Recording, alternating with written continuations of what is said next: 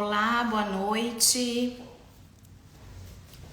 Faz muito tempo que eu não faço live, mas eu tô muito feliz de estar aqui com vocês hoje. Vamos ver aí se alguém já entra, mas se todo mundo estiver um pouco atrasado, eu vou começar a falar e eu espero que depois vocês assistam essa live. Para quem não me conhece, eu sou a doutora Carol Té, eu sou médica geriatra, especialista em dor e eu sou uma das coordenadoras médicas da pós-graduação em dor do projeto Dor Sem Fronteiras. E eu tô muito feliz de estar aqui porque a gente vai abrir uma sequência de lives a partir de hoje, uma vez por semana.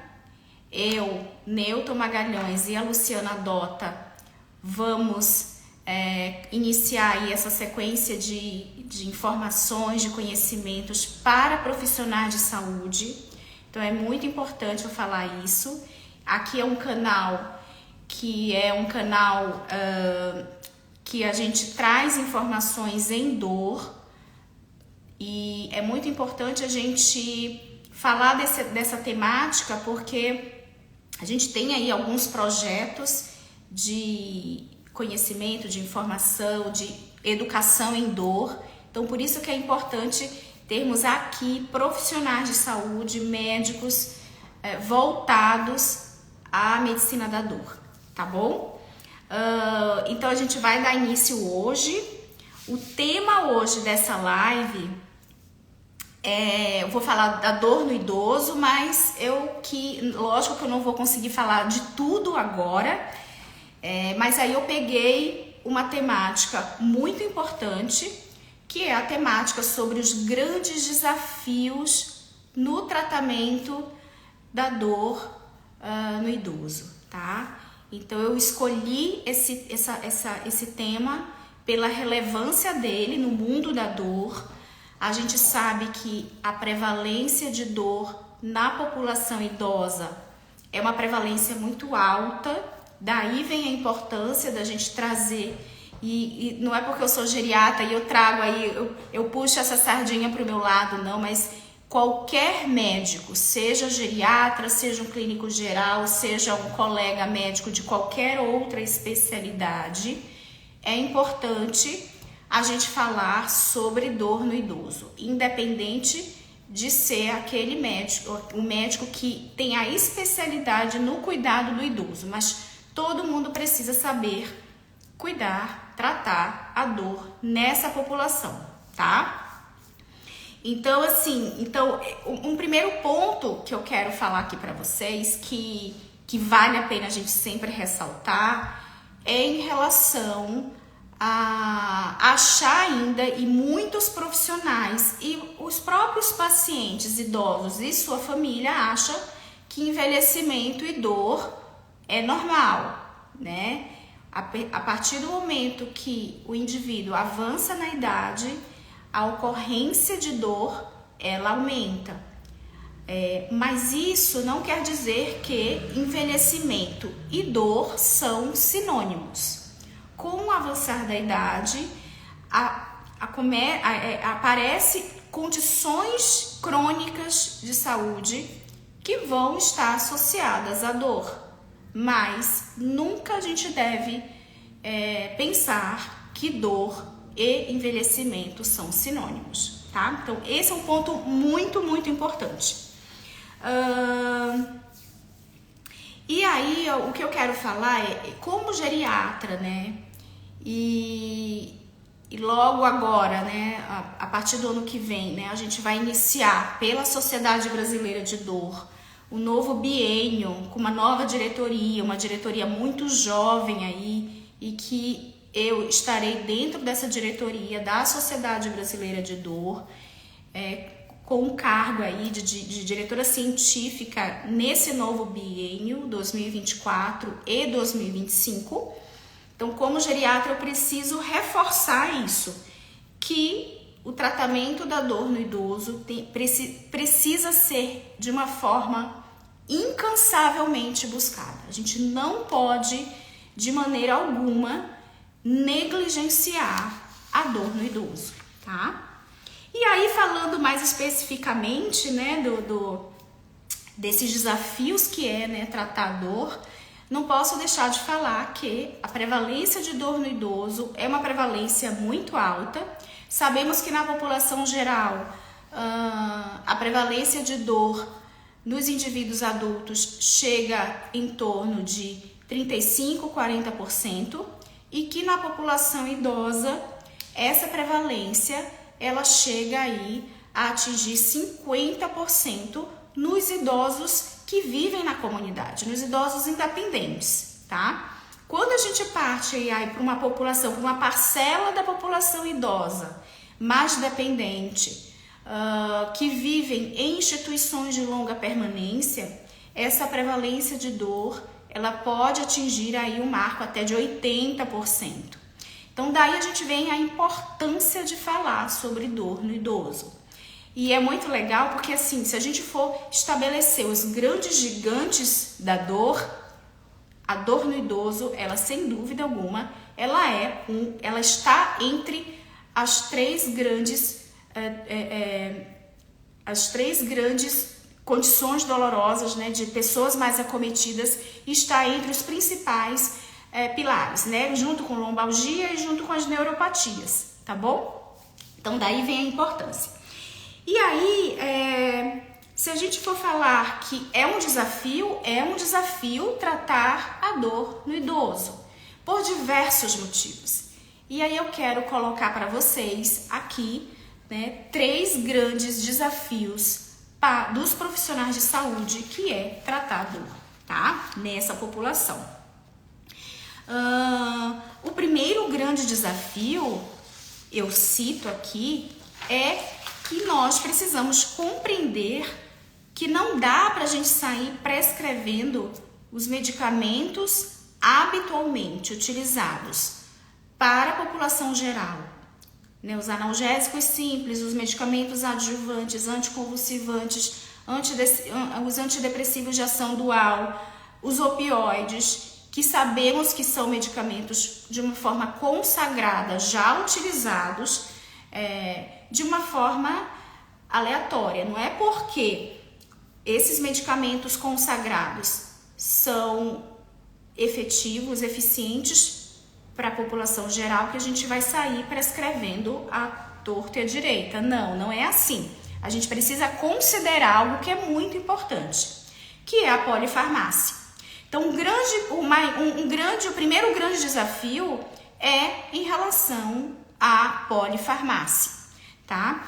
E quando eu falo de polifarmácia, a gente sabe que à medida que o indivíduo envelhece, ele começa a utilizar mais medicamentos, uma vez que surge aí mais doenças crônicas que necessitam ser tratadas com medicamentos. E sabemos o quanto existe aí grandes guidelines, grandes consensos relacionados ao tratamento de diversas condições crônicas, tá? Então a gente precisa colocar numa balança, né, muito séria aí, né? Então a gente vai ter que a gente vai precisar equilibrar as outras condições de saúde que também precisam de utilização de medicamentos clínicos, e a gente vai ter aí os tratamentos da dor, que a gente sabe que necessita aí de utilizar polifarmácia também.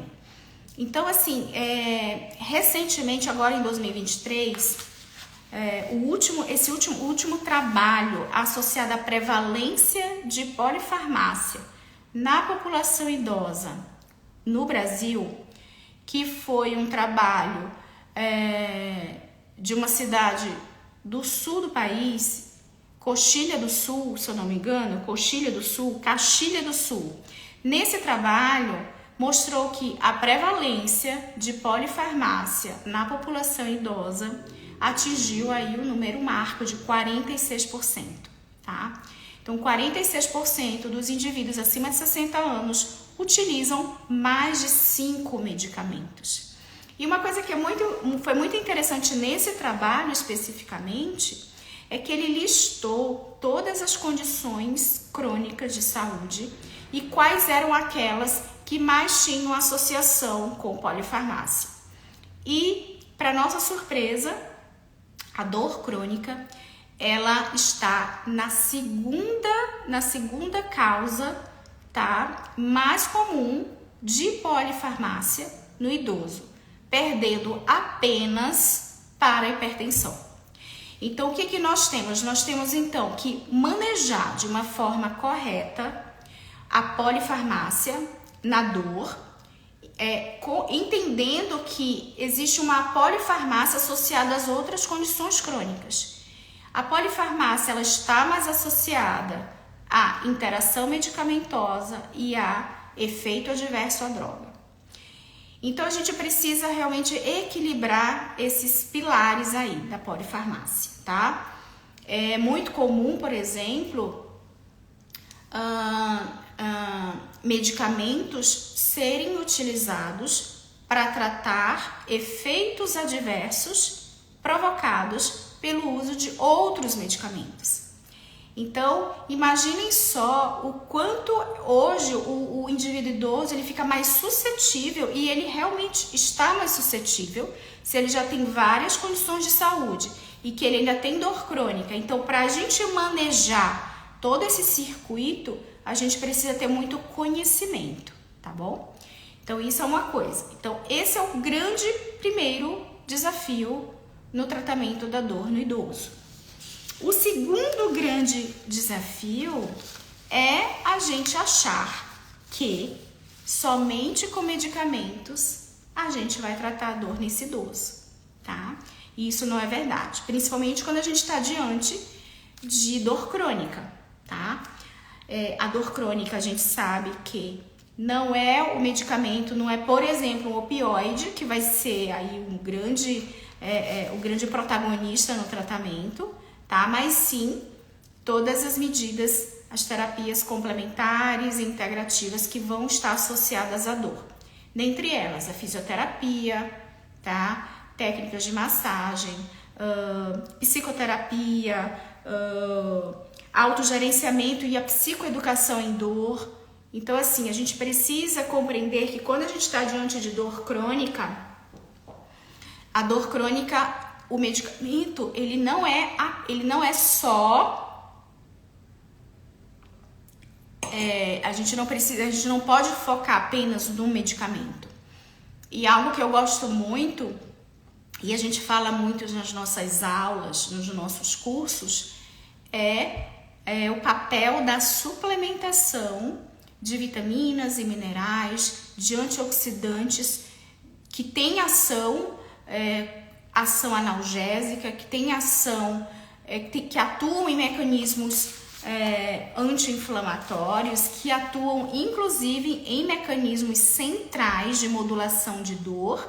Então, suplementos esses, como por exemplo o magnésio, a L-carnitina, a riboflavina, quando a gente tem um idoso, por exemplo, com enxaqueca, a coenzima Q10 também. Então, o que é importante é a gente entender que existem outros tratamentos, além do farmacológico, que a gente precisa considerar na hora da nossa prescrição, tá? Então, o médico prescritor, o médico especialista em dor, ou aquele que está em formação no tratamento da dor, esse médico, ele precisa entender que apenas o medicamento, ele não é a base no tratamento de uma dor crônica, tá bom? Eu tenho até um caso muito interessante que eu preciso compartilhar com vocês, que um paciente meu que voltou ontem no consultório, ele é de outro estado e ele passa comigo de 2 a 3 vezes no ano, ele vem apenas para consulta médica. E esse paciente, há um ano atrás, quando ele chegou em São Paulo, ele chegou para mim de cadeira de roda, tá? Ele chegou de cadeira de roda por conta de uma dor crônica agudizada, que já tinha passado por alguns tratamentos intervencionistas, tá? E chegou com muita dor, sarcopênico, inclusive com uma úlcera de pressão. Esse paciente ele passou 10 meses aqui em São Paulo, e iniciamos um tratamento integrativo e funcional, porque quando eu tenho esse olhar mais para o indivíduo, não olho apenas para no contexto da dor, mas eu olho para a pessoa e através de toda uma abordagem integrativa, com suplementação, primeiramente, né, com uma investigação completa, através de exames laboratoriais para avaliar deficiências nutricionais, a gente então conseguiu eu consegui identificar que não era só aquele quadro de lombalgia crônica, tá, agudizada, que ele estava com uma funcionalidade extremamente comprometida.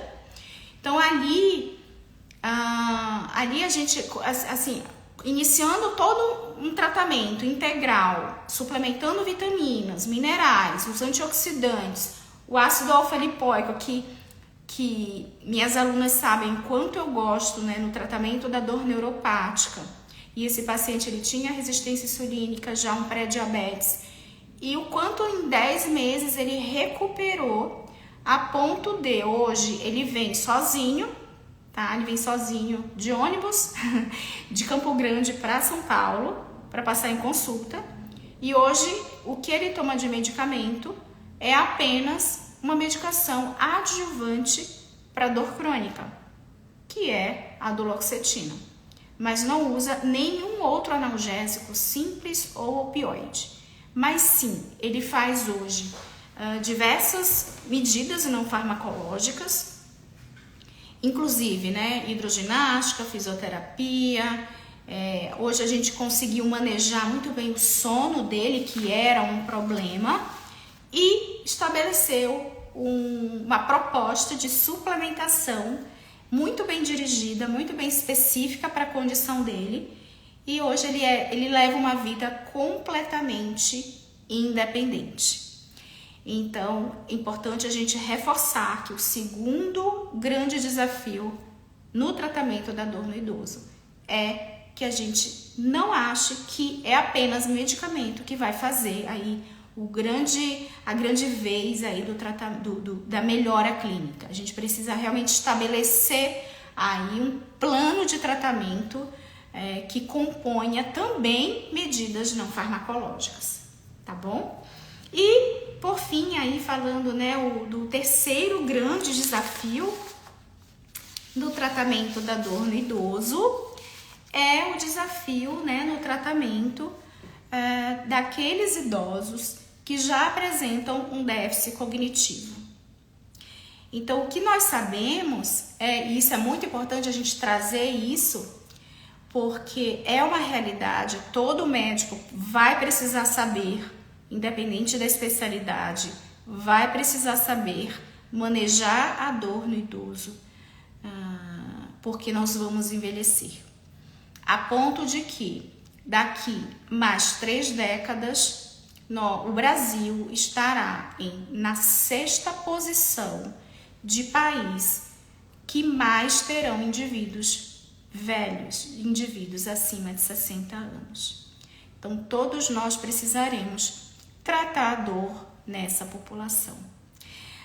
De modo que também, hoje é sabido, né, que temos já mais de 1 milhão de idosos portadores de demência de Alzheimer. 1 milhão de pessoas, 1 milhão de idosos com demência de Alzheimer. A expectativa é que para 2050 esse número suba para 6 milhões de indivíduos com demência. Então, além de sermos, né, de vir a ser aí uma população de idosos, né, 30% das pessoas no Brasil em 3 décadas terão mais de 60 anos, além da população idosa, essa população idosa, uma grande parte dela terá aí o diagnóstico, né, de demência de Alzheimer. Eu falo demência de Alzheimer de modo geral, mas as síndromes demenciais, tá? E isso é muito importante porque a gente precisa entender que existem grandes causas aí de dor no idoso com demência, E aí aqui eu cito, né, tanto as dores osteomusculares, como a osteoartrite, as lombalgias crônicas, as radiculopatias e as neuropatias, seja neuropatia diabética, neuropatia decorrente de uma dor central pós-AVC, a dor do herpes pós-neuropatia do herpes zoster, tá? Então, assim, são muitas condições crônicas associadas ao idoso com demência que vão cursar com dor, tá? Eu chamo a atenção também, se a gente for falar de dor no idoso mais frágil, aquele indivíduo que tem já uma demência no estágio mais avançado da vida, esse idoso muitas vezes ele já está acamado, e aí eu posso citar diversas outras causas de dor, até relacionado ao próprio imobilismo. O idoso acamado que tem já atrofia, que já tem mais contraturas musculares e ósseas, e isso também vai levar a dor.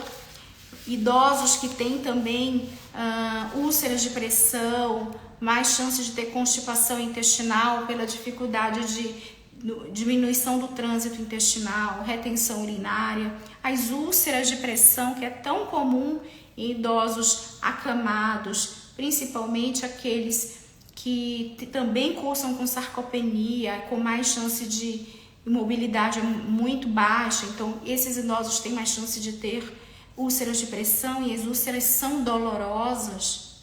Então, tudo isso também a gente precisa levar em consideração. O diagnóstico da dor no idoso é difícil mesmo para os especialistas em dor.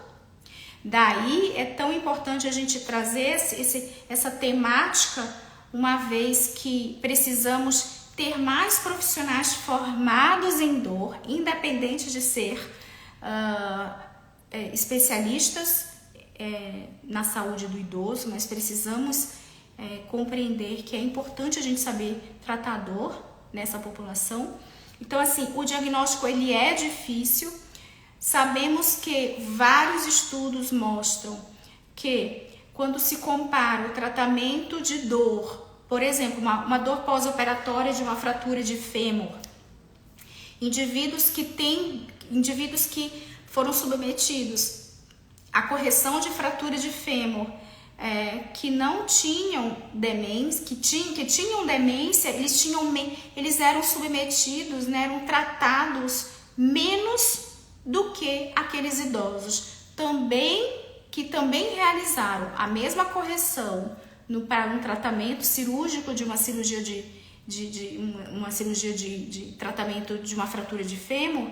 Esses idosos com demência, eles eram menos tratados, menos medicamentos eram utilizados em comparação com aqueles que não tinham demência. Mas vejam só, eles eram submetidos ao mesmo tratamento cirúrgico. Então, por que eles teriam que ser tratados de uma forma menos adequada? Então, a gente precisa mesmo falar sobre e entender os desafios de tratar a dor nesse indivíduo com demência, tá? Para a gente poder aí tratar de uma forma mais eficiente, né, nessa população. E hoje a gente sabe que para tratar a dor no idoso com demência, a gente precisa levar em consideração algumas questões, né? Principalmente quem cuida desse idoso. Então, se esse idoso, se ele chega no seu consultório, se ele chega no hospital, a família ou o cuidador precisa munir o profissional de informações relacionadas se houve mudanças comportamentais, muitas delas que podem ser associadas à dor, para trazer aí informações se esse idoso tem ou não, né? Se ele pode estar tendo sinais sugestivos de dor, tá? Então isso é importantíssimo.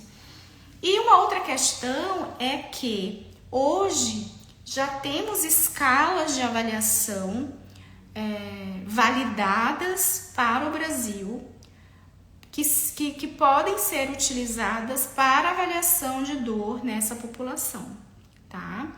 Em 2016, saiu um trabalho que foi uma grande revisão sistemática, trazendo aí à tona as grandes escalas, né, as maiores escalas de avaliação de dor no idoso com demência, com dificuldade de comunicação.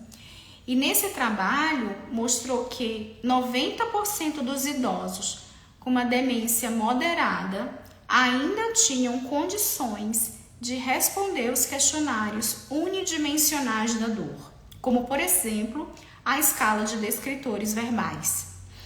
À medida que a demência evolui e o indivíduo idoso perde a sua capacidade de se comunicar, aí outras escalas já são utilizadas.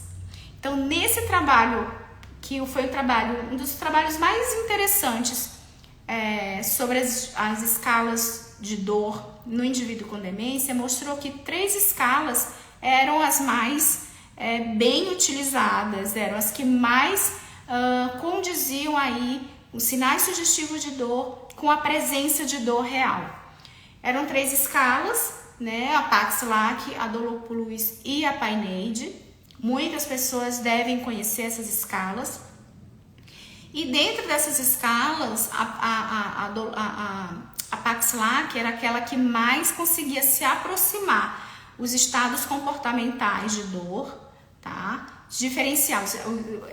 Conseguia diferenciar, né, os estados comportamentais relacionados à dor daqueles não relacionados à dor na população com demência. Agora, né, em 2023, foi desse ano mesmo, tá? Um trabalho da Escola Paulista de Medicina, tá? No serviço de geriatria da Unifesp, né? Eles validaram uma nova escala de avaliação de dor para pacientes com demência, a escala PIND. Então, assim, temos aí uma nova escala muito interessante, rápida, de fácil acesso, de fácil aplicabilidade, de bom manuseio, que também tem sido utilizada aí para avaliação nessa população. Então, assim, o que é importante a gente saber? Que é um grande desafio tratar a dor na população idosa, é um grande desafio tratar a dor na população idosa com demência. Precisamos, então, entender de polifarmácia, precisamos entender de outros tratamentos complementares, além dos medicamentos, e precisamos compreender que tratar dor no indivíduo com demência é um grande desafio, tá? E assim, para finalizar, é importante a gente falar algumas coisas, né? Que quando a gente começa a entender que tratar a dor no idoso é um grande desafio, a gente pode muito se diferenciar no meio da grande manada de médicos, né? Porque quem trata a dor no idoso de uma forma eficiente, de uma forma adequada, ele se destaca na grande multidão dos médicos, tá? Ganhamos notoriedade, ganhamos aí o senso de ser referência, né, de nossas regiões, tá? Fazemos realmente a diferença na vida dos nossos pacientes. Então, isso é muito importante. A gente precisa trazer isso porque quem ainda não é especialista em dor precisa pensar a respeito, né? Sejam os médicos que conseguirão um dia fazer as provas de proficiência para título de especialista, mas sem dúvida alguma a escolha na especialidade de dor vai trazer um grande diferencial na vida dos médicos, tá? Essa oportunidade apenas para o geriatra? Não, de forma alguma. Essa oportunidade é para todos os médicos, tá? É uma especialidade que vem crescendo de uma forma rápida ao longo dos anos aí, e é uma grande oportunidade da gente realmente se diferenciar na comunidade médica, tá? Por isso que é tão bom a gente trazer Hoje existe uma gama, uma variedade enorme de cursos de formação, de cursos de atualização, de cursos de especialização na medicina da dor, tá? E escolher um curso que tenha essa visão mais integral, mais funcional, realmente vai trazer aí um grande sucesso futuro na formação de cada um daqui, tá? Eu já vou me despedindo de vocês, é uma live curta mesmo, de 30 minutos, mas eu peço que compartilhem essa live com seus amigos, sigam aqui o Dor Sem Fronteiras aqui no Instagram e no YouTube também. Toda semana estaremos aqui trazendo um novo tema na dor, nesse mundo da dor, que é uma grande especialidade médica. E eu aguardo vocês da próxima vez, na próxima semana, tá bom? Então, um grande abraço, espero que todos aí tenham gostado e nos vemos em breve. Até mais!